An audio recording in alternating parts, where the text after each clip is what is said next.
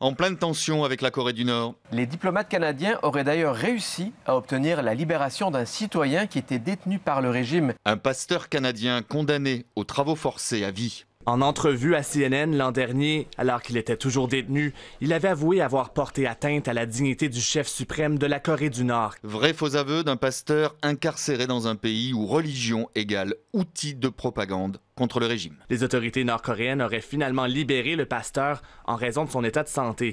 Y a-t-il eu une tentative de sabotage au centre ULM de Lierneux? Des clous sur la piste, ce pourrait être le titre d'un polar de Frédéric Dard. On est allé voir sur la piste et visuellement, on a vu des paquets de clous jetés à la volée. La récolte est impressionnante. Plusieurs centaines de clous sont ramassés sur la piste d'atterrissage. Des pilotes ont porté plainte et qui sème des clous peut récolter. De 10 à 20 ans d'emprisonnement, de réclusion criminelle pour être plus précis, le fait d'entraver de manière illicite la circulation aérienne. Depuis plusieurs années, un conflit existe entre des riverains et l'exploitant de l'aérodrome. Faut-il y voir un signe?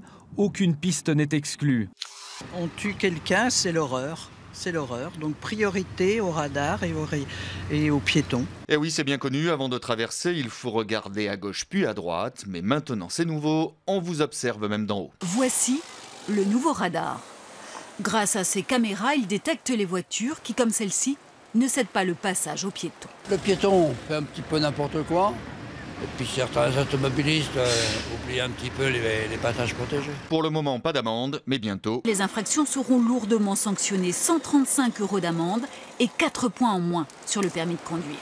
J'en ai entendu parler, on a cherché sur Internet et on a découvert la vidéo. Comme 3 millions d'internautes. Baptisée les Maldives à 1 heure de Milan, cette vidéo virale a déclenché en quelques jours seulement un véritable phénomène de curiosité.